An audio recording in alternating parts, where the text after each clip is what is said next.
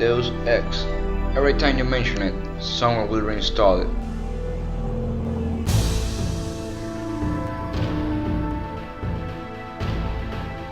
Welcome to the very first entry of this new show called Does It Still Hold Up, where I put on trial old games to see if they can still be played today, and also this will be part of a retrospective of the Deus Ex series for CompleteGameReviews.com. This is Howard Ramirez. Let's rock!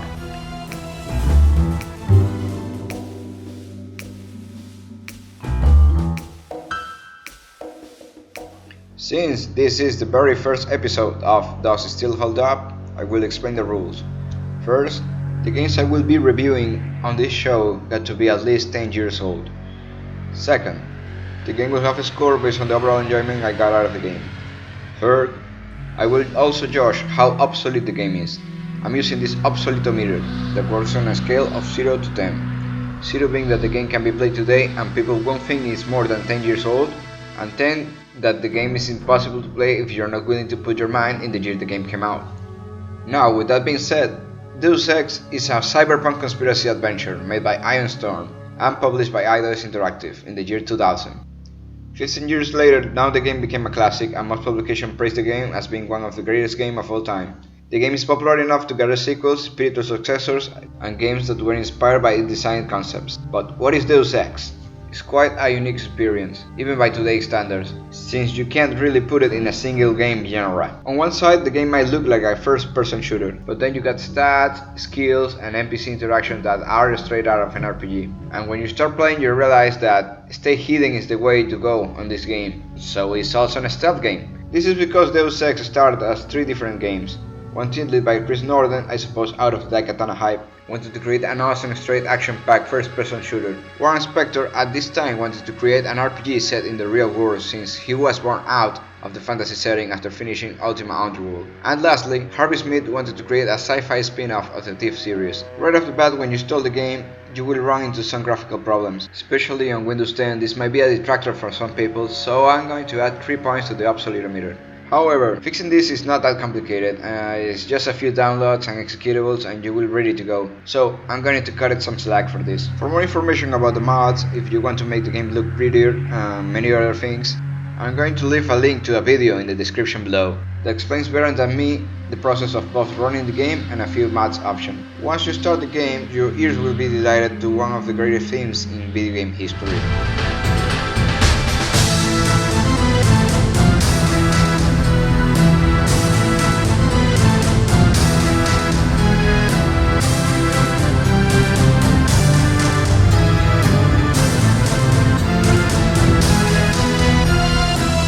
Let this be the part I talk about the music in this game. It's such a delight. It's that kind of soundtrack that makes the game. Trying to play Deus Ex without the music is like watching Star Wars without the soundtrack. A few standouts for me got to be the United theme.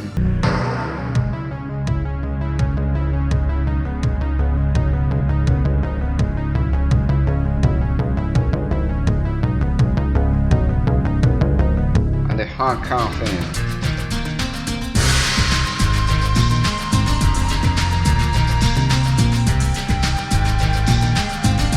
After that, you can start the game. In this footage I play at the highest difficulty, since in my opinion, this makes the game more immersive and make me play more carefully. Now you can do the same, but if you don't take well being punished by the game, nobody will judge you for picking an easier difficulty. Our appointment to FEMA should be finalized within the week. I've already discussed the matter with the senator. I take it he was agreeable? He didn't really have a choice. Has he been infected? Oh yes. Most certainly. When I mentioned that we could put him on the priority list for the ambrosia vaccine, he was so willing it was almost pathetic. I'll add 2 points since most people will be attracted by these graphics and animations, but this introduction, man, I will give him the shields. It set up the story, the plot, and this cyberpunk world. The year is 2053. People hate the government, hate their life, terrorism is ramping wild across the world, and a terrible plague is terrorizing the population. You are J.C. Denton, an agent for the United Nations Anti-Terrorist Coalition. As your first job, you must retake the headquarters located in Liberty Island, New York City, which is being taken by the NSF terrorists. And that's how much I'm going to tell, since I won't spoil the game for you. It's a thriller filled with cyborgs, conspiracy, betrayals, and bad voice acting. Mr. J.C. Denton, in the flesh. As dark and serious as his brother. You know who I I am? could add a point for this, but it's charming. And in my opinion, most of the voice acting is good, or justified. For example, JC sounds plain and robotic, Can we ask a big favor? Sure. but this must be intentional since JC is supposed to be you. This is a concept called tabula rasa, blank slate, but that might be a subject for another video.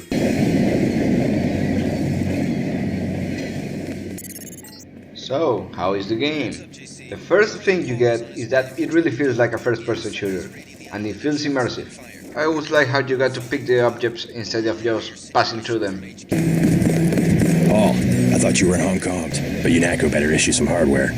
Remember that we're police. Stick with the prod. It'll stun your opponents or knock them unconscious. A non-lethal takedown is always the most silent way to eliminate resistance. Just in case, though, Manderley wants you to pick an additional weapon.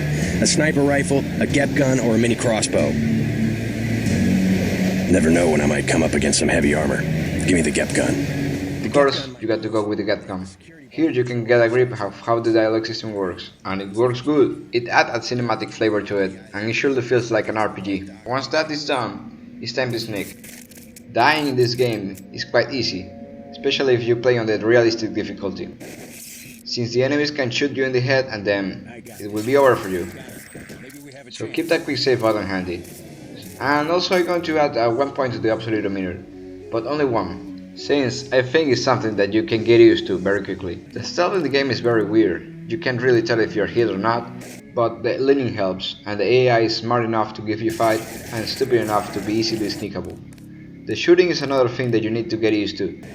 Since this is an RPG after all, the shooting is based on stats and some randomness, and they reward you for staying still and taking cover.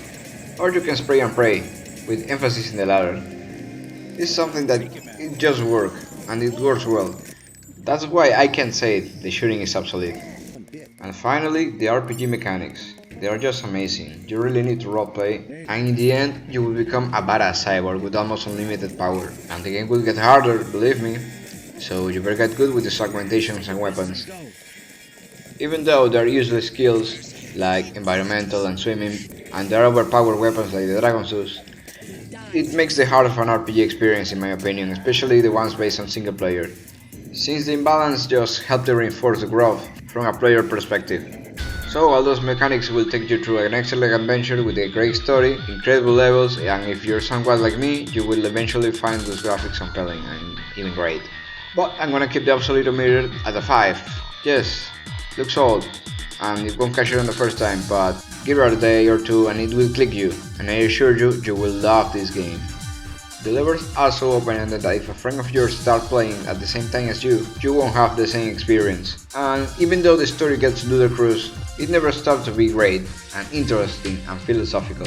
See how easily our technologies turn on us? The more power you think you have, the more quickly it slips from your hands. Deus Ex is just a great tale, a great world to explore, a great piece of cyberpunk fiction, and as a game, it's just one of the best games of all time.